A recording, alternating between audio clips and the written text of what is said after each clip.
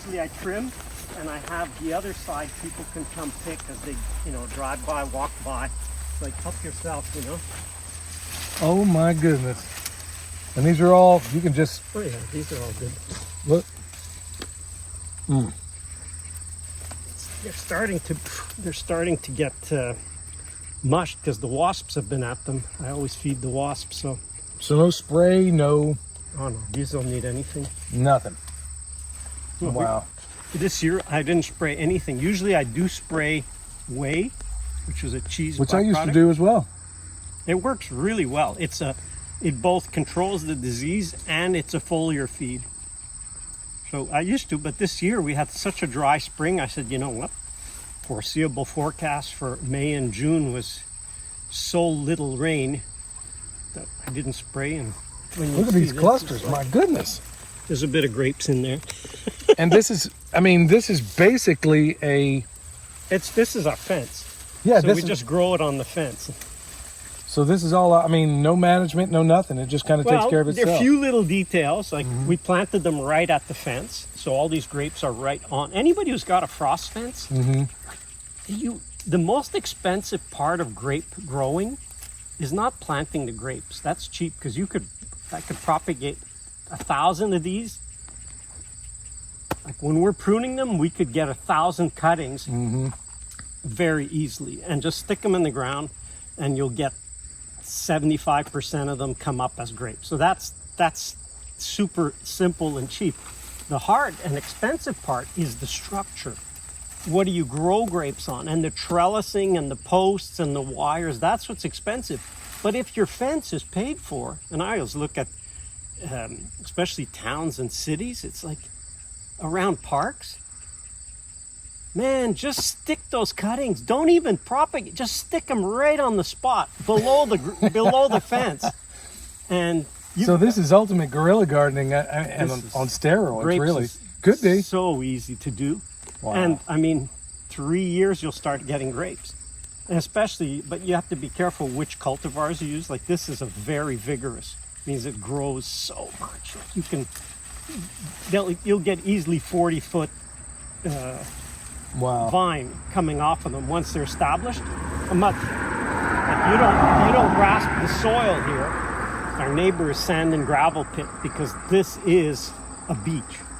Yeah, I didn't notice over here. There seems to be quite a bit in terms of. Because he just digs below the water table. Okay. Our water table's 8 feet down, but this is sand to the point where, see in the distance, you see a little bit of a hill. Right. Those are sand dunes. Ah. So this originally, when the glaciers receded, this was the lake. The sea was out here. And this happened to be like any big body of water. This was a beach and it goes for a few miles. And so we're on 40 feet of pure beach sand. And so there's never, like we got 6 inches of rain a few weeks ago. It's like 7 would be nice. Wow, you gotta love that. Yeah, like hurricanes don't bother us at all. But in terms of for anybody out there wanting to replicate this is something of it could be something of a privacy fence combined. Depending on how you wanted to use it, it could be something of a privacy fence. It could also be something of a hedge. It could be, it could have tons of other uses as what you're doing here, just like everything in permaculture. It has more than one use, but that's the key. Everything you're going to do, aim to have at least 3 uses. So this is a fence. Originally it was just a fence. As a fence, it's a border, an edge, security, whatever. So it's like, well, the fence is here already. The expensive part is here.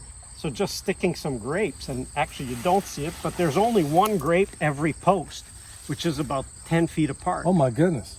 This is wow. Like one plant is there, one plant is over. There's a post, so there's one plant here, and there's one plant somewhere there. That's all it is here. So for grapes, you don't need a lot of plants. Once you've got them, so they go up, they go into 2, and then they just grow outwards from that. These are probably It also could be something of a shade, depending on what climate you're in. This could be a really awesome shade you take in certain this places. and then go this. So for people who have, let's say a patio, I've done I used to do landscape design and consulting, and people had a sunny patio. I was like, grapes, fantastic. Because what happens as soon as you put it over the patio, now all the grape clusters are just hanging. There's an eagle. Oh my. Where are your chickens? Well, we don't have any. Actually, they haven't been bothered. There's so many birds around that they don't bother with ours. So you put it above, now you've got your grapes, you've got your shade, and the nice thing is it's a seasonal shade. As soon as we get a frost, boom, these brown off, they're falling. All of a sudden, I Passive want the heat back in the house. I want the heat, I want the sun, so you get the sun. And sometime in the winter, you prune it, so it's minimal. Like if you saw it in the spring, it's basically at the post, you have the main stem comes up, divides in two, so you have a big stem runs along the top, and we leave this much off the stem. Now it's Look at this. 20 feet, 30 feet on Wow. each side, but when you cut it back, you cut it hard, very hard, so there's nothing. It's just a fence. But for the season, it gives you shade. For the winter, you can have full sun. And you got a fantastic harvest with very little work. Yeah. How cool is that? We're selling these for $2 a pound, and there's no way people. And you will pick can't it even all. get rid of them all, you know? No, there's no way. Good And night. the difference is this is the north side, so you have the south side. So they ripen more on the other side. So depending what week people come to pick, they'll pick. I'll tell them, pick on that side today, because it's sunnier, so they're more ripe. And here you see how these are really green still, as opposed to if you get the ones that are just in the sun up here. Wow. So the color is already, you could tell the difference. That's greener, that's starting to be yellow. So these can be already picked. Wow. So I can demonstrate my full ignorance here. I mean, what do people normally do with these grapes? Well, you could eat these like that, which table grapes, Do that's they do good. anything else with them? I mean, as far as value adding? You can make grape juice. So you take these, put them in a blender, put them in this will juice up, then just strain it. It makes a nice juice. And then the last one is really wine. That's where I was going with all this. See a lot of the French influences around here. I was just at that corner grocery store down there. I don't think the lady spoke any English, which is awesome. And I saw a lot of French influence in a lot of that stuff. So I would think there'd be also the wine aspect around here. Yeah. We buy wine anywhere. I mean, the grocery store or the convenience store. Yeah. But you can't buy hard liquors here anywhere other than the government. The government has the control of all hard liquors, but wine is like, you can have wine with So every you can meal. probably get a decent wine here, whereas only the hobos where we're from will be getting the wine from there. Yeah, and people know a lot of people know their wine, so it's like, yeah, $10 bottle of wine is already, very nice wine. That's how you tell. Pears, you want to pick them still green. You don't want to pick them completely ripe. So some of these, if they fell green, and now you just see the background color difference. So this, That's a better eating one than this one. yeah, that's starting to be, So I'd want to pick it here and eat it there. yeah. So you leave that on the counter. Yeah, it's starting to be nice. Pears are my absolute favorite until pear season gives way to some other season. But honestly, You have persimmons. oh yeah. Yeah, that's a taste treat. Had a rooster named Persimmon Phil. Didn't work out well for him.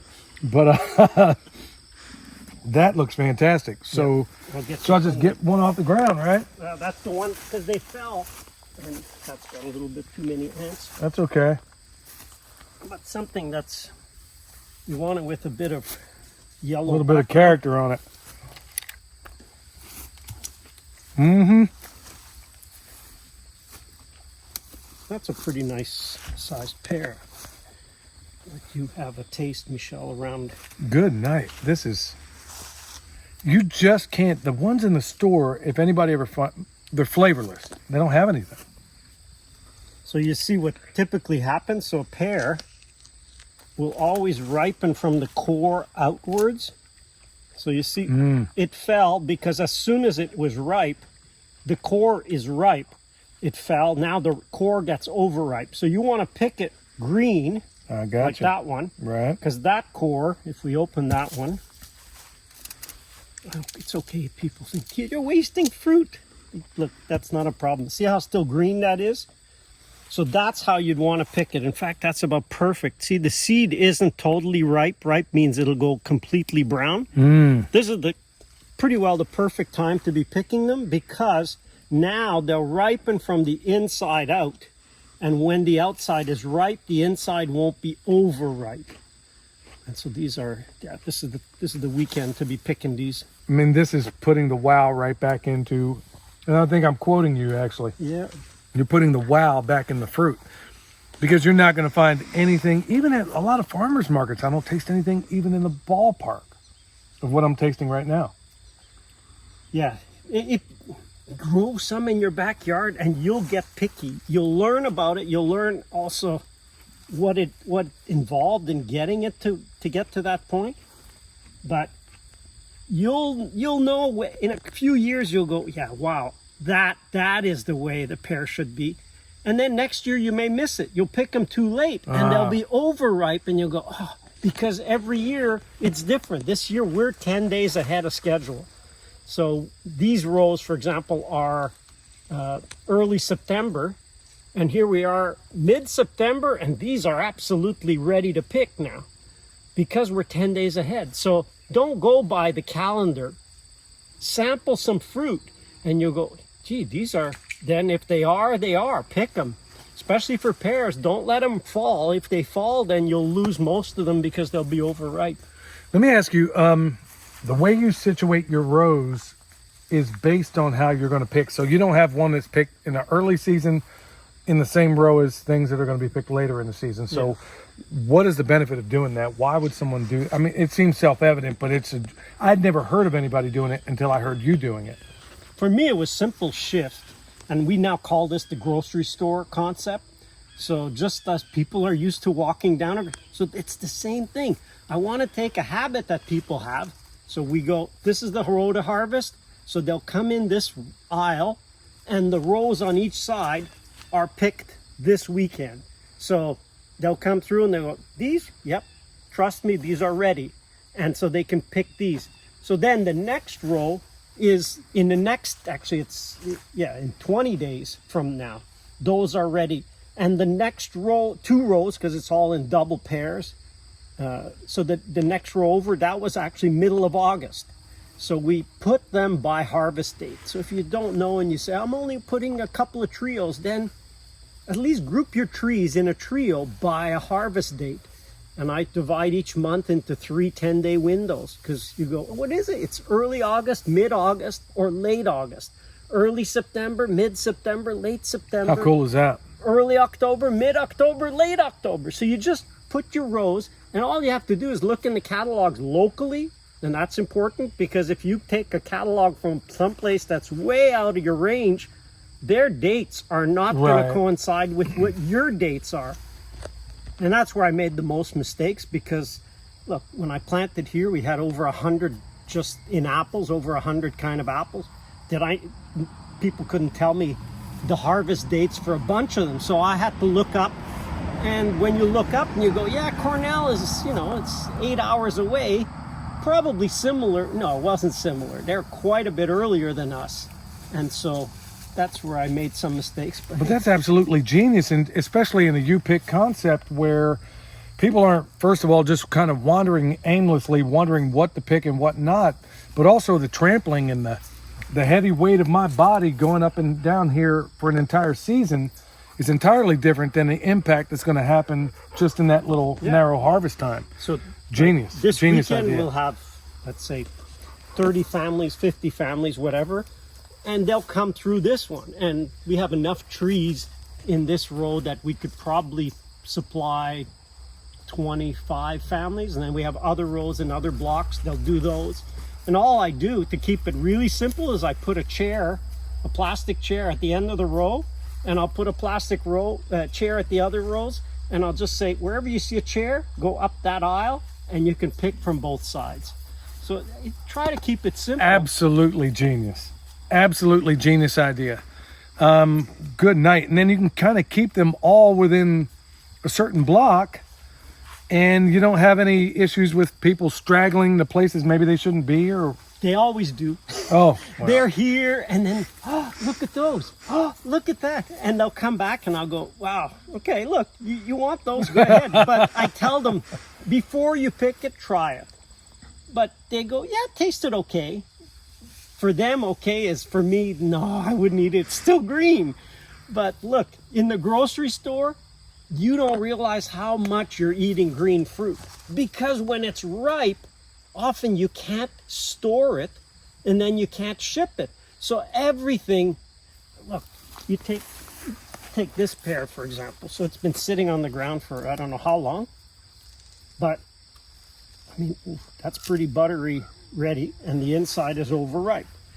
So if you don't mind a little bit of microbiome. No, not all. addition. I'm trying to get more of it in there. These, sorry you don't get any. But these, It's aromatic. well, you have to. Like, please smell your fruit, and I'll give you a trick.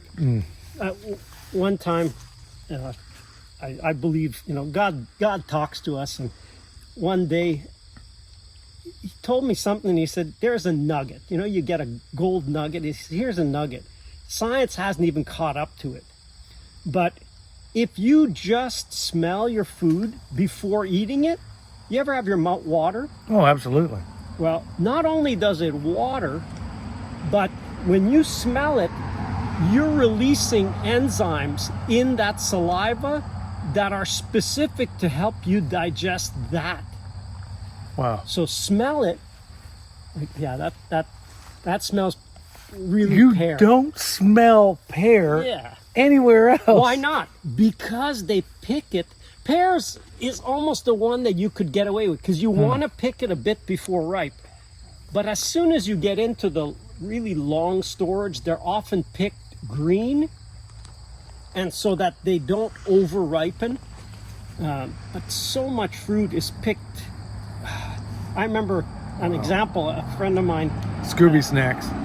he was from Congo, and I said, you must have really good mangoes. He said, he said, just in my village, we have 19 different kind of mangoes. And the village next to us had 25, Wow. and most of those were different from our 19. So there's huge variety and diversity. And he said, there's little mangoes and great big mangoes and all this. I said, you must love the mangoes in the store. He says, oh, no. He looked at me, and I could just see in his face he was pained. Oh, There's no. a visceral, like, He please, says, no. please don't eat the mangoes from the store. But I'm like, I love the mangoes from the store. He says, oh, no. So you see the difference is the mangoes we get are picked so green that to him it's like, you can't even eat that. That's not a mango. That's like we don't even touch those. And so the same thing, if you grow your own, you will absolutely, like you should, Right. like, yeah, that smells like a pear. It's just amazing the nuanced things that I'm learning right now. I have never had a pear in my life that I could smell until now. Never. And these are not even, like, they're ripe, but they fell a little overripe. I've never had anything like that. Wow.